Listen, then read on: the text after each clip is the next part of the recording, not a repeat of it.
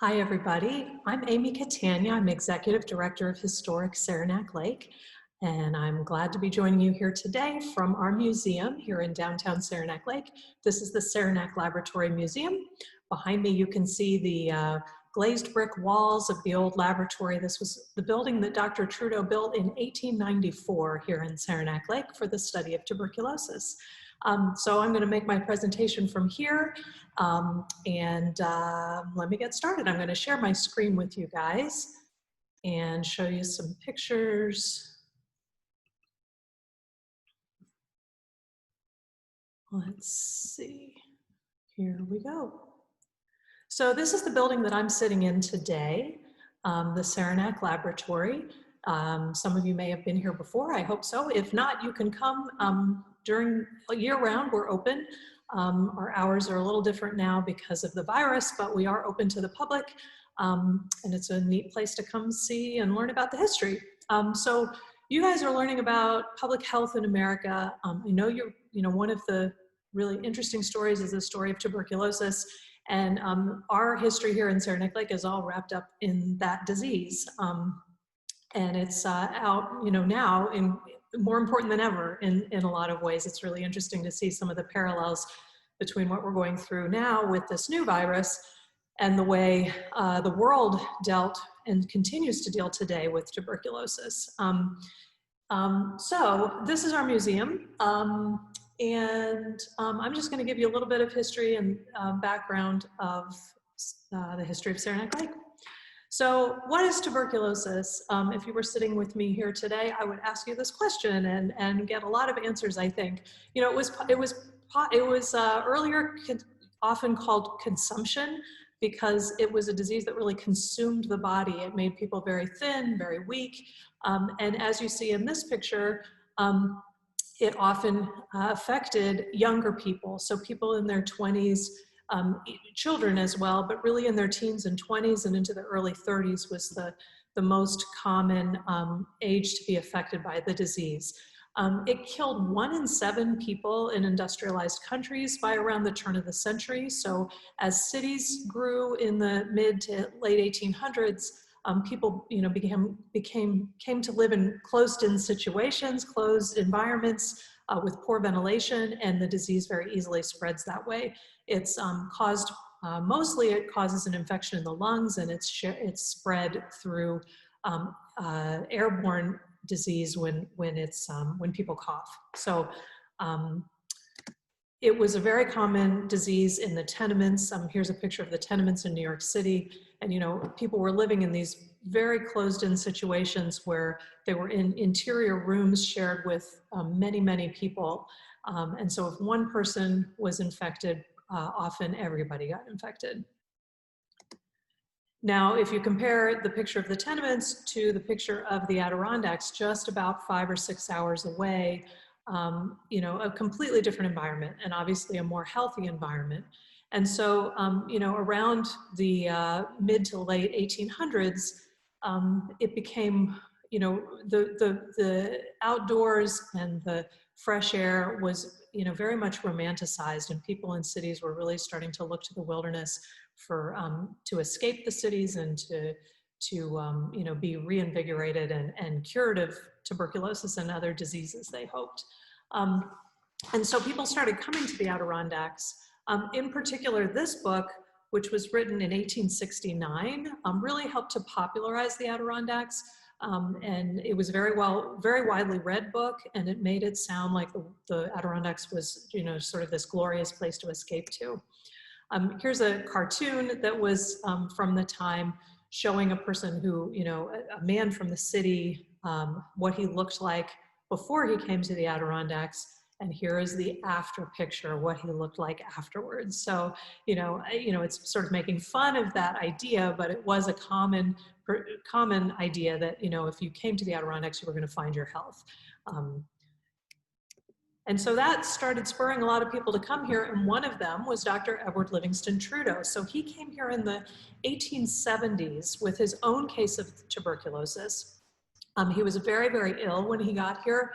He was a young doctor from New York City who had nursed his brother with tuberculosis. His brother had a case of what they called galloping consumption, so it happened really fast. He got very sick.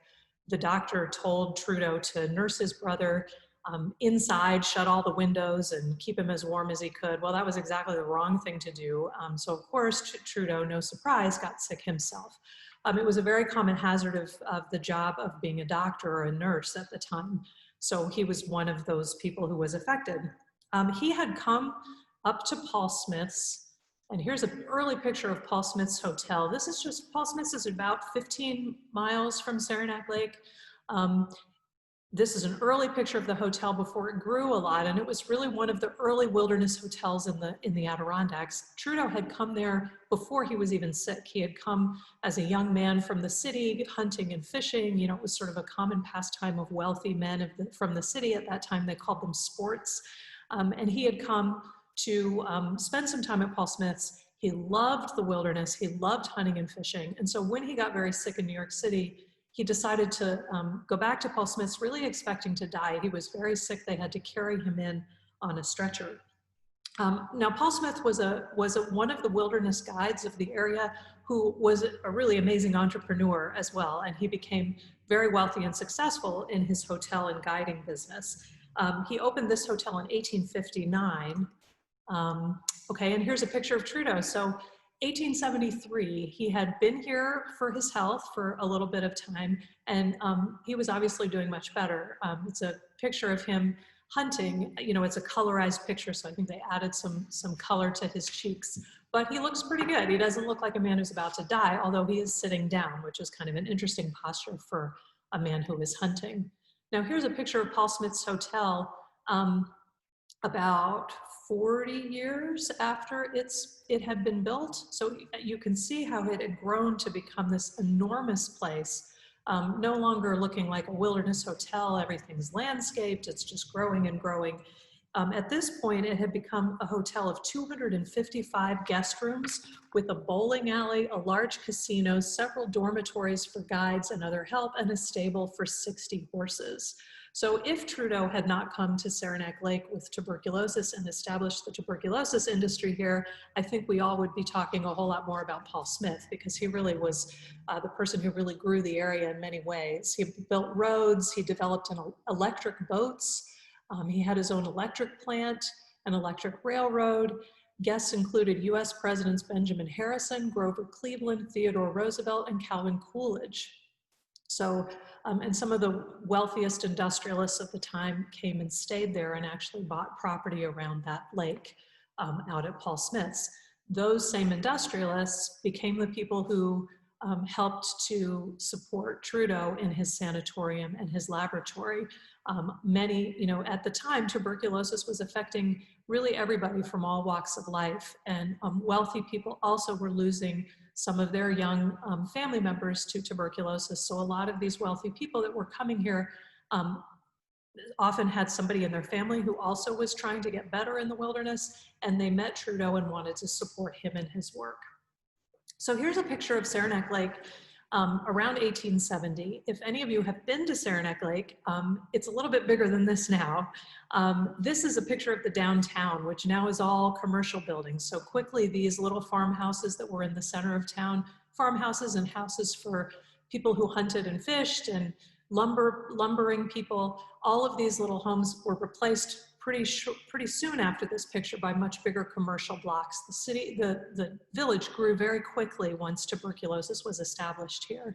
Now, to back up just a little bit, or a lot actually, you know, the Saranac Lake area was obviously, you know, not just an area of white people.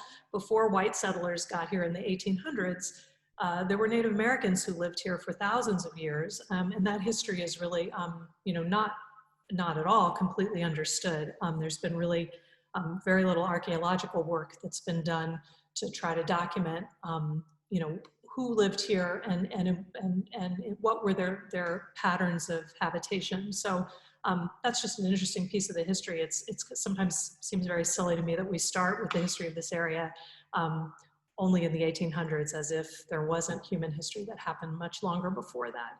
But looking at this picture of Saranac Lake, you can see that it was very much a little, little village. The town of Bloomingdale was bigger at that time. You look at the bare hillsides all behind the houses there, and you can see that there's been a lot of logging in the area. That was, so the economy was really based around the extraction of natural resources. But Dr. Trudeau came, so around that time when the village was still just a little kind of rough and rugged place, Trudeau established the first sanatorium in the United States, really the first successful sanatorium for the treatment of tuberculosis. Other efforts were being done at that time in the United States. I mean, it was a huge public health problem. People were dying right and left of tuberculosis and sort of desperately trying to figure out how to get better. And so people were, often leaving whatever climate they were in and trying a different climate. There was an early effort at a sanatorium in Asheville, North Carolina, but that failed. And people were kind of, just going to different places trying to get better without a lot of medical treatment or without a whole lot of sort of systematic approach to it. So Trudeau was a very systematic guy, and he wanted to establish a sanatorium that would provide basic rest care for people who otherwise wouldn't be able to afford it. And this was the first cottage for his sanatorium established in Saranac Lake. It was called Little Red. If the picture weren't in black and white, you would be able to see that it was painted red. And it was just for 2 people, not a very big porch, a porch only big enough for people to sit out for the fresh air. You see just the rocking chairs on it. And this was the first little cottage for his sanatorium. Here's a picture from the early days of the sanatorium. It was built up on Mount Pisgah, just a couple miles from this building in Saranac Lake. Some of the guides that Trudeau knew purchased the property for him and gave it to him as a gift. It was some of his favorite old hunting grounds. And so he established a few little cottages there. The big building that you see in the main part of the picture was a farmhouse that belonged to a farmer and his family. And they were really the first caretakers of the cottage and the caretakers of the patients. They delivered meals to them and helped them with their basic needs. But you can see some of the little cottages scattered around by the farmhouse there. Little Red is one of those cottages. Okay, so here's a picture of Trudeau's first home in the village. This was built just next door to the building that I'm in today, next door to the laboratory. He built this in 1884. And he was really the first doctor in the village. He was the first mayor of Saranac Lake. He built the first church in Saranac Lake. So, and this was where he started to see TB patients and other people for other medical reasons right here in his home in the village. The little addition that you see on the side of the building there, that was where he had his first laboratory. So this house was built just 2 years after Dr. Koch in Germany discovered the tuberculosis bacillus. And Trudeau read about his work. It was a groundbreaking discovery, really being able to see what caused the disease. The doctors in Europe, the scientists in Europe were well ahead of what was happening here in the United States. So many doctors and there weren't really a whole lot of scientists in the United States. A lot of doctors really weren't trained in science. And they were hesitant to believe the studies or even to be paying attention to them. But Trudeau read the translation of Koch's work and decided that he really wanted to get into the work of scientific research as well. Here's a picture of Dr. Robert Koch, who discovered the TB germ in 1882 and was the winner of the Nobel Prize in Physiology and Medicine for his tuberculosis findings in 1905 as well. He's really considered one of the founders of microbiology.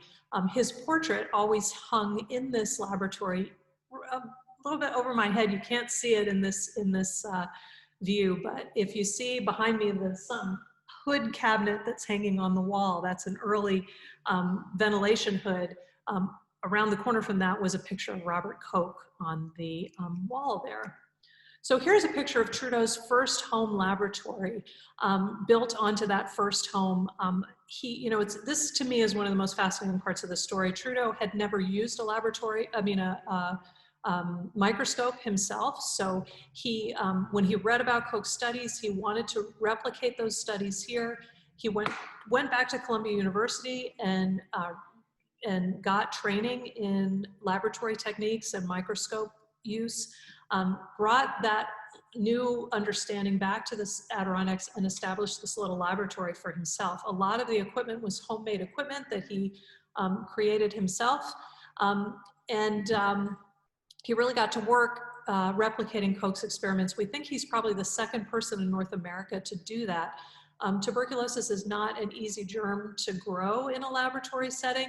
It replicates very slowly. It has a tough, waxy coating on the outside, which makes it difficult to kill and difficult to replicate. So, you know, you have to keep it at a very constant temperature, which is not an easy thing to do in our climate, especially when you think back that Trudeau was doing his work here before he had consistent indoor heat. You can see his wood stove here in the room that he had to keep going.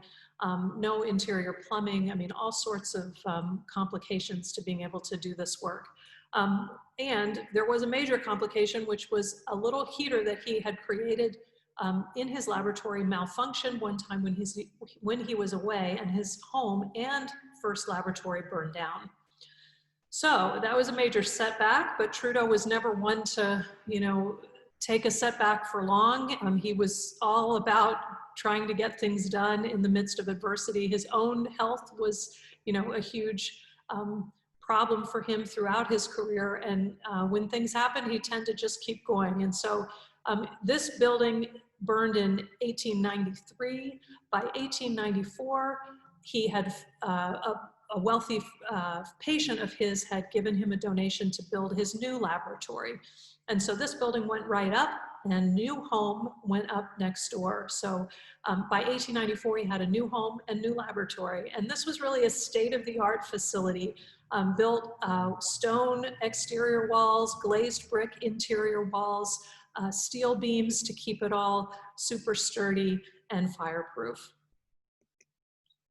Now, around that time, Trudeau did an interesting experiment that really helped put Saranac Lake on the map. It was an early scientific experiment. And to describe it kind of quickly, there were two main groups of rabbits that he experimented with to try to test whether the environment affects the progress of disease.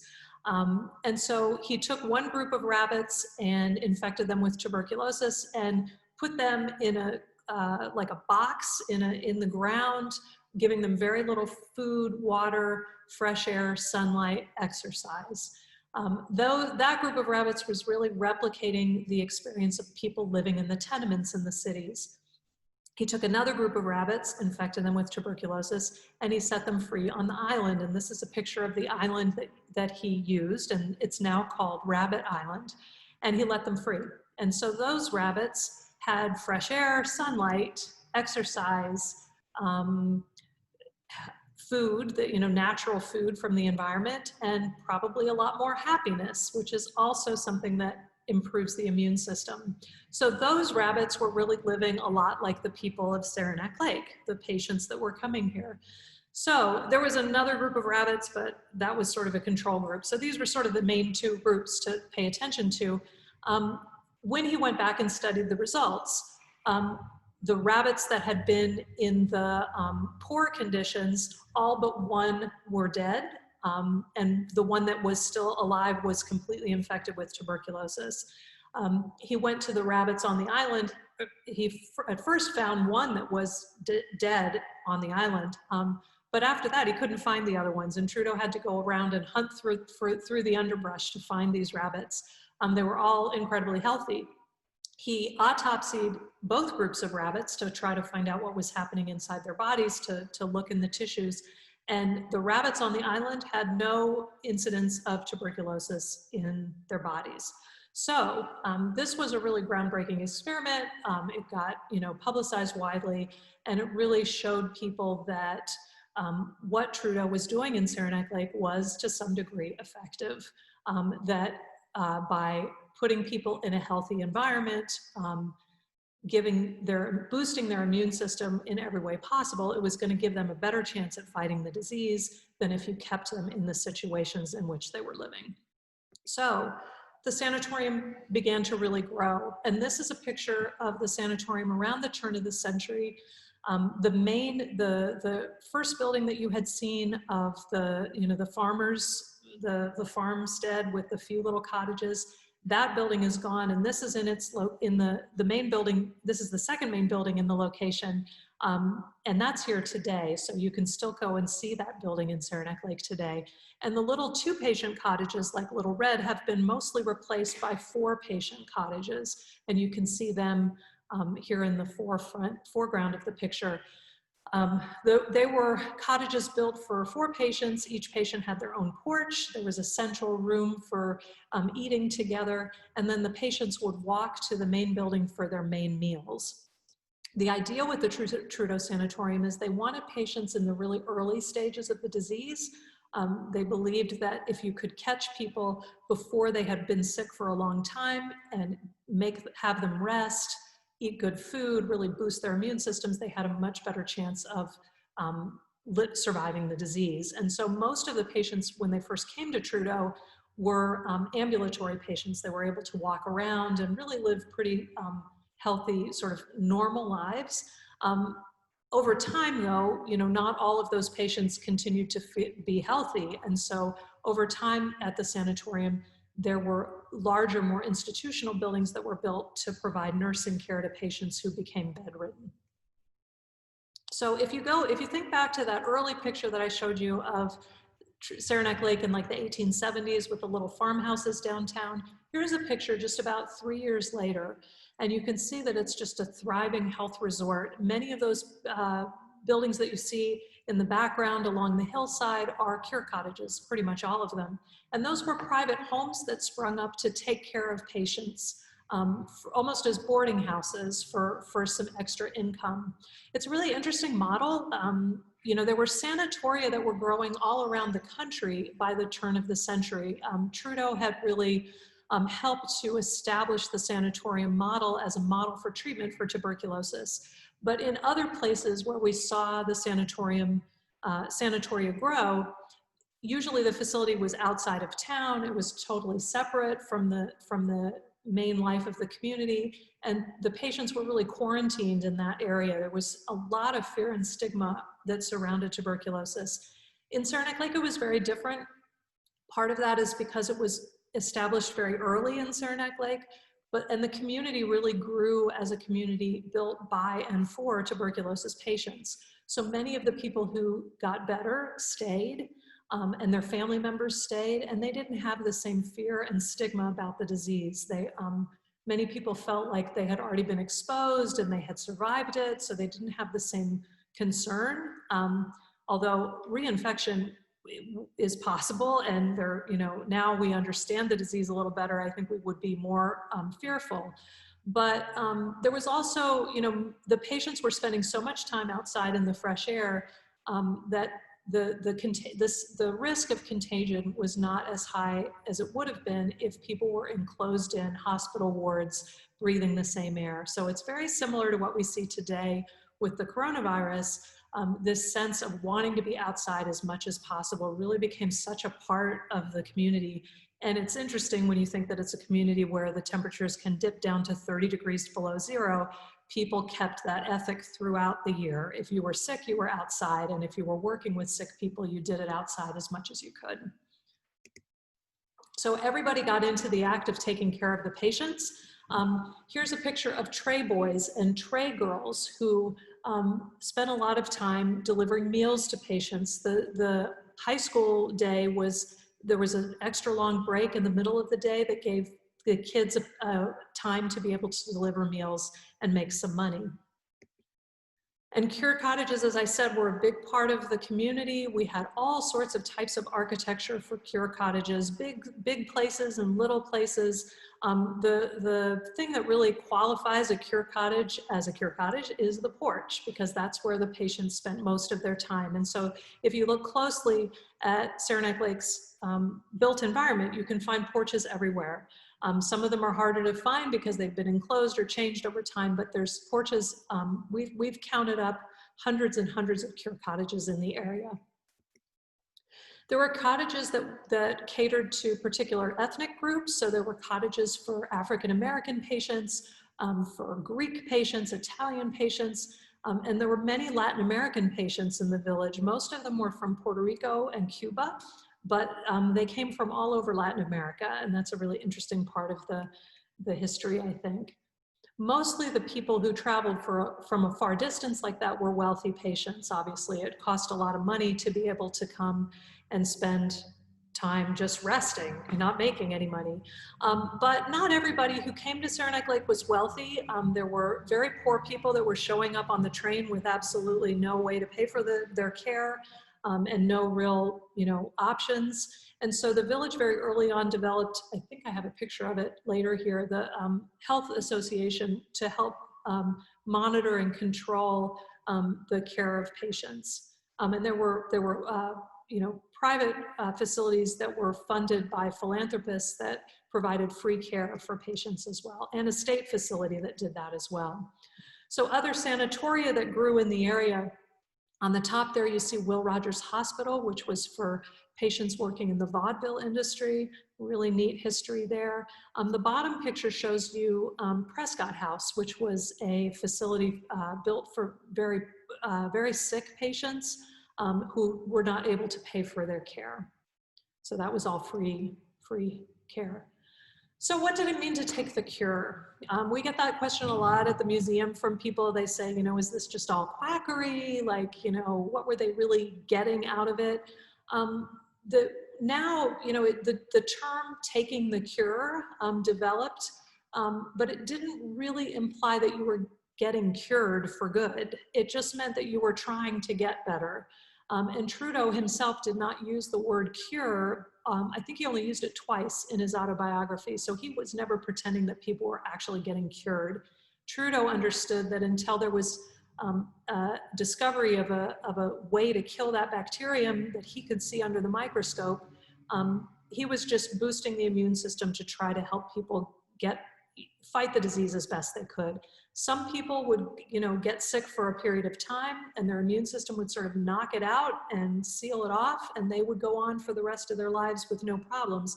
Other people, the disease came and went. And for Trudeau, he was one of the people who really struggled with the disease his whole life, and he eventually died of the disease in 1915 in his, I think, late 50s, early 60s.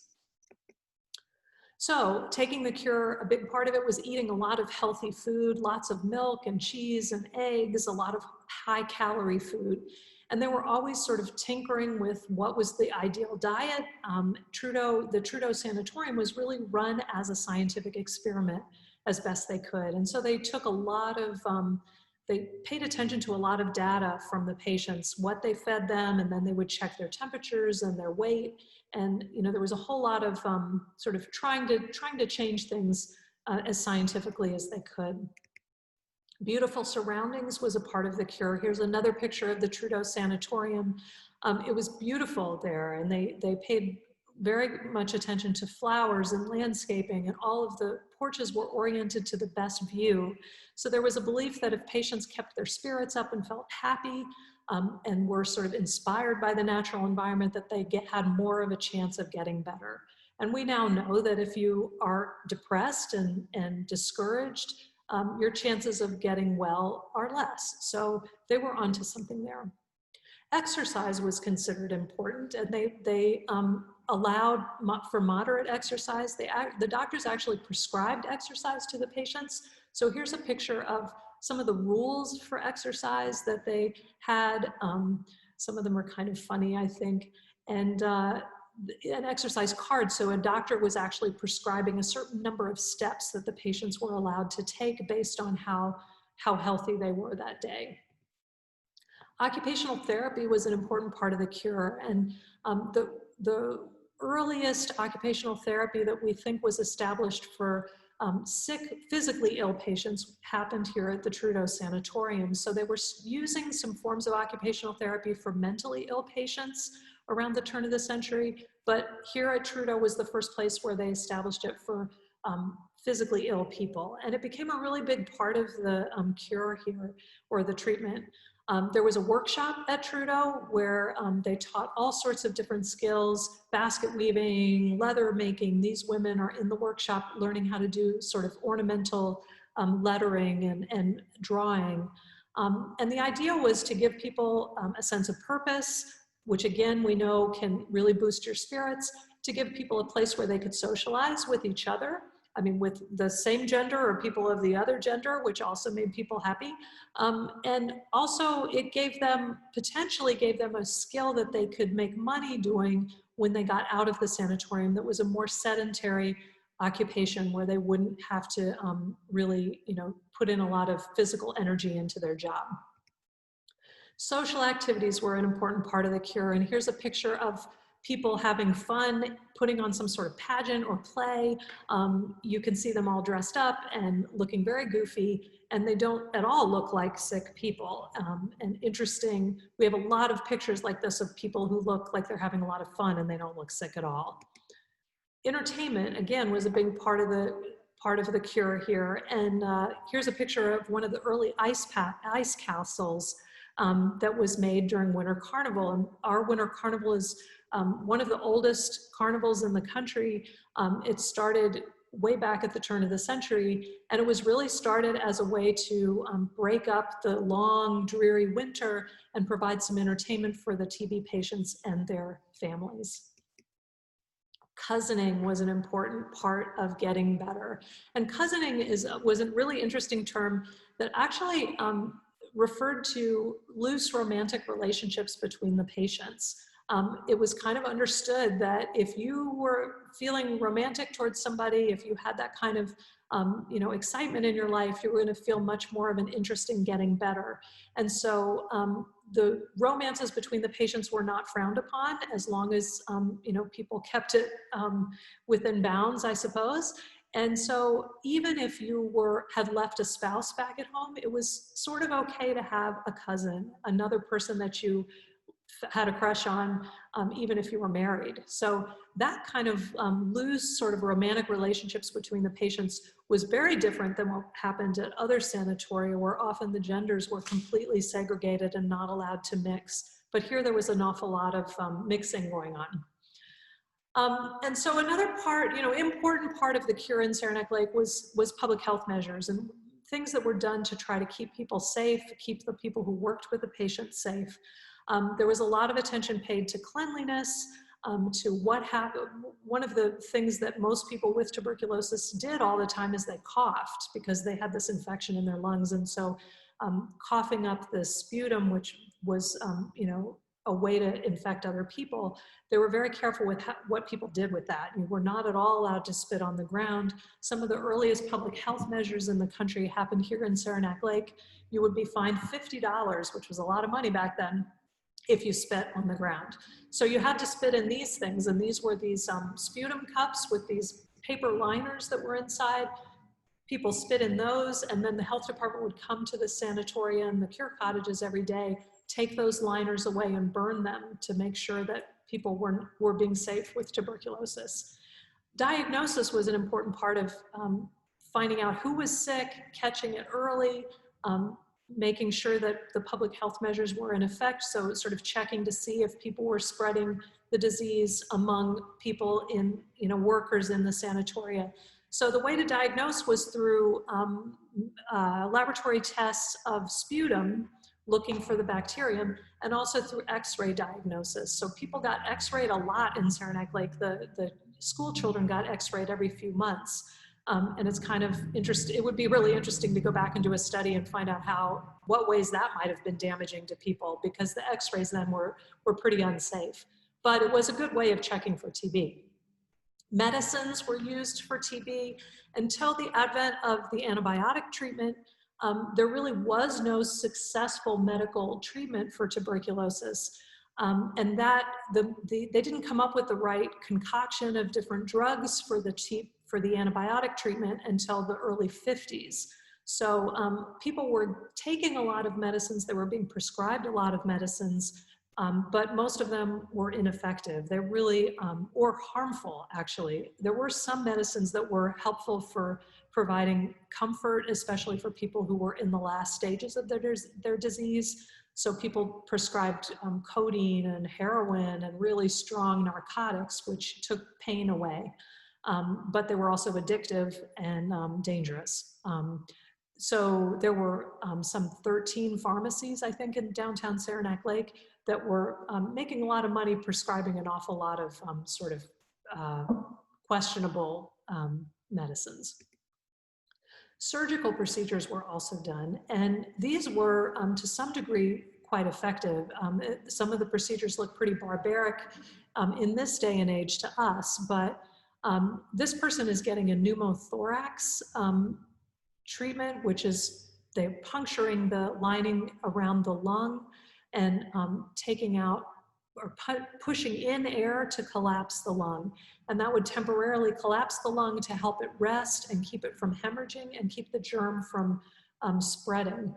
So that was somewhat effective, and they did that a lot in Saranac Lake. If they wanted to collapse the lung longer, they would actually remove ribs sometimes. And a lot of our older patients, older people in the community, up until recently, I mean, most of them have passed on now, but about 20 years ago, you could see a lot of people, older people in town that were really hunched over, and it's because they had had ribs removed to permanently collapse a lung. They also sometimes just took out sections of the lung. So although those procedures must have been very scary and dangerous, to some degree they were effective. And actually in drug-resistant patients today, you know, there's many people around the world that struggle with drug-resistant tuberculosis today. Some of those same surgical procedures are resorted to now. So when we think about what it was like in Saranac Lake for TB patients, it was really a range of experiences. There were people like the people on the left here who, you know, had a pretty joyful experience. They made friends, they fell in love, they spent a lot of time sitting around eating good food and reading a lot. But that was not the case for everybody. There were lots of people who died of it here, and we don't know the numbers. We don't know how many people died, but we know there were many who died and were buried here in unmarked graves, people who were sent home. And this picture, the other picture on the right, you can see just how sick this person looks. She might be the mom of the other children there in the background, and they don't look very well either. So, you know, there was a lot of sadness and, you know, suffering that happened as well. Streptomycin and the antibiotic treatment was perfected, like I said, in the early 1950s, and that was a lifesaver for thousands of people, tens of thousands of people in around the country. But it really was the death knell for the Saranac Lake economy that had been built on the treatment of this disease. So the cure cottages very quickly closed, the Sanatoria closed, and the village really has, you know, been in a struggle to redefine itself ever since. Just to mention the Trudeau family, so, you know, we talked a lot about Edward Livingston Trudeau, who really established all of that. His son was Dr. Francis Trudeau, who actually filled his shoes when the first Trudeau died and became a prominent TB doctor in town. And his son became a prominent TB doctor. So we had 3 generations of Trudeau doctors who were very important in Saranac Lake. And here's a picture of the youngest Trudeau doctor with the oldest Trudeau doctor. And it's a statue of that Trudeau that you can visit if you come visit here in Saranac Lake. Dr. Frank Trudeau, who you see here, his son is the political cartoonist Garry Trudeau, who is the drawer of the Doonesbury cartoon, who a lot of people my age and older are familiar with that. And Garry does the annual Winter Carnival button for Saranac Lake. And if you've been here for our Winter Carnival, you'll recognize these buttons. So the battle against TB continues. It is a disease that shockingly will kill more people this year than the COVID-19 virus. It is expected that it'll kill about 1.5 million people in the coming year. So it's although the antibiotic treatment was discovered that really made a cure possible for so many, the antibiotic treatment is it's not a quick fix. You have to take several different drugs every day for at least 6 months. And that is a difficult ask in countries that have very poor public health infrastructure. So in a lot of countries, people don't get the full course of treatment, or they don't get any treatment. And drug-resistant tuberculosis has become more and more of a problem. And that's even happened here in this country, where our public health infrastructure is also, as we now are coming to recognize, much weaker than I think we realized. So there are places where people don't have access to healthcare or consistent healthcare, particularly African-American communities, particularly in the rural South, where tuberculosis has really come back. It particularly made a comeback in countries where where HIV became, a really epidemic. And so HIV lowers the immune system and makes it sort of a breeding ground for tuberculosis. Tuberculosis continues to be one of the diseases that is studied at the Trudeau Institute. So here's a picture of Trudeau Institute in Saranac Lake. It's the modern research institute that grew out of the laboratory that I'm in today. So we still have Trudeau and the name Trudeau, an important part of the science going on today in Saranac Lake. And I think that's the end of my presentation, so I'm going to finish there. I just want to point out that if you do come to visit us at the laboratory here on Church Street, if you look next door, you will see the Trudeau's home and medical office. We just bought that building last year, and we are in the process of fixing it up to become a 2-building museum campus that will tell the rich history of Trudeau and Saranac Lake, Trudeau and tuberculosis in Saranac Lake, and also the broader history of the region. So we're really excited about our project here at the museum. We hope you'll come visit us. And I really wish I could have done this presentation in person, because I love asking you all questions and hearing your questions and finding out, what you're interested in on this topic. So hopefully I can get in touch with Dr. Ettinger, and we can set up some sort of discussion or something later. That would be great. I'm happy to answer any questions you have. So good luck with everybody with your semester, and thanks for your interest in the history and in public health. Take care. Talk to you later.